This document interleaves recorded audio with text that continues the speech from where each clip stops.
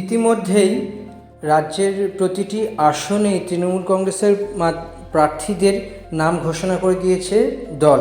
তো সেই প্রার্থীদের মধ্যে বেশ কিছু চমক আছে, নানা রকমের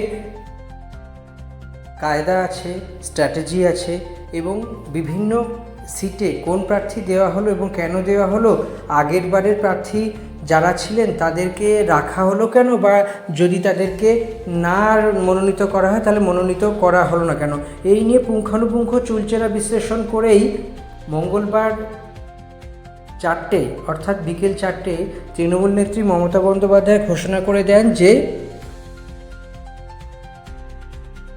তৃণমূলের 291টি আসনের প্রার্থী তালিকা। এই প্রার্থী তালিকায় একাধিক চমক আছে, যেমন পুরনো এবং নতুনের মিশেলে প্রার্থী তালিকা তৈরি করা হয়েছে, তেমনি দেখতে পাওয়া যাচ্ছে যে আরও নানা রকমের ঘটনা, নানা রকমের ঘনঘটা তৈরি হয়েছে। সব মিলিয়ে বলা যেতে পারে যে অত্যন্ত বড়সড় ঘটনা ঘটতে চলেছে রাজ্য রাজনীতিতে, কেননা তৃণমূল কংগ্রেসের হাতে থাকা এই আসনগুলি অত্যন্ত গুরুত্বপূর্ণ ঘটনা।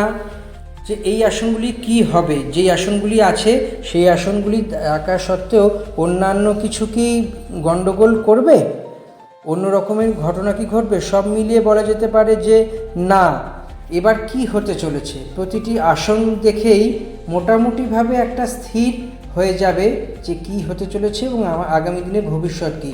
সব মিলিয়ে বলা যেতে পারে যে অত্যন্ত বড় সড়ো একটি ঘটনা রাজ্য রাজনীতিতে অন্তত ঘটেছে, সেটি হলো তৃণমূল কংগ্রেসের প্রার্থী তালিকায় যে একাধিক নতুন প্রার্থী এবার এসেছেন, সেই একাধিক নতুন প্রার্থীর মধ্যে কোন প্রার্থী ঠিক কোন আসন থেকে কি ফ্যাক্টরের জন্য নির্বাচিত হবেন বা মনোনীত হয়েছেন সেটা নির্ভর করবে অনেক কিছুই। সব মিলিয়ে বলা যেতে পারে যে অত্যন্ত একটি সিগনিফিক্যান্ট ঘটনার সামনে উপস্থিত হয়েছে, কেননা তৃণমূল কংগ্রেসের যারা মনোনীত প্রার্থী তারা এক কথা বলা যেতে পারে তৃণমূল কংগ্রেসের সৈনিক মমতা বন্দ্যোপাধ্যায়ের আস্থাভাজন, সেই কারণেই তারা ভোটে এবার মনোনয়ন পেয়েছেন।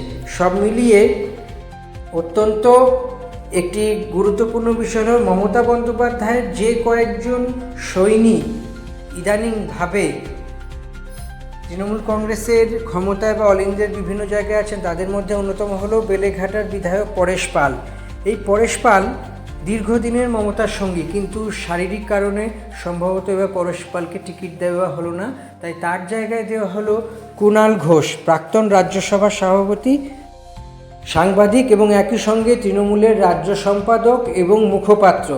সব মিলিয়ে বিগত কয়েক বছর ধরে তৃণমূলের অনুগত সৈনিক হয়ে কাজ করছেন, মাঝে হয়তো একটি দুটি বিষয় নিয়ে আলাপ আলোচনা করেন এবং সেটি সোশ্যাল মিডিয়ায় অত্যন্ত বড়সড় প্রভাব বিস্তার করে, কিন্তু তা যদি না হয়ে থাকে এই দিকে বলা যেতে পারে যে কুণাল ঘোষ অত্যন্ত বড়সড় একটি চরিত্র হয়ে উঠতে পারেন, কারণ বেলেঘাটা আসন থেকে তাকে মনোনীত করা হয়েছে। তিনি বেলেঘাটারই ভোটার এবং বেলেঘাটার বিভিন্ন প্রান্ত থেকে তিনি জয়লাভ করার যে একটা প্রচেষ্টা, সেই প্রচেষ্টা চালিয়ে যাচ্ছেন, সম্ভবত মরিয়া হয়ে উঠছেন, কেননা কুণাল ঘোষ রাজ্যসভার সাংসদ এবং একজন সংগঠক হিসেবে গত বিধানসভা লোকসভায় প্রচুর পরিমাণে পরিশ্রম করেছেন এবং তারই ফলস্বরূপ বলা যেত, এবং বিভিন্ন ক্ষেত্রে আরজিকর ইস্যুই হোক বা অন্য কোনো ইস্যুতে দলের হয়ে ব্যাটন ধরেছেন এবং বিরোধীদের ভীষণ রকমভাবে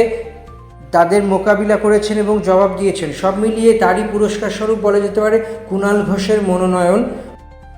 এই সাংবাদিক এবার বেলেঘাটা থেকে কি বাজিমাত করতে পারবেন? পরেশ পালের পুরনো রেকর্ড কি ধরে এগিয়ে যেতে পারবেন? পরেশ পালের উত্তরসূরি হিসেবে কি আসন জয় করে মমতার হাতে উপহার দিতে পারবেন?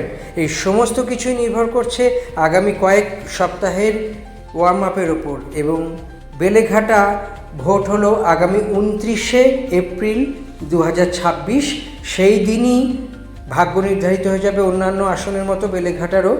কুণাল ঘোষ কি ফের নতুন অবতারে জয়লাভ করে নতুন রূপে তার রাজনৈতিক যে জীবন প্রাপ্ত করতে পারবে, নাকি না বলা যেতে পারে তার রাজনৈতিক জীবনের সলিল সমাধি হবে এই ভোটে হারলে?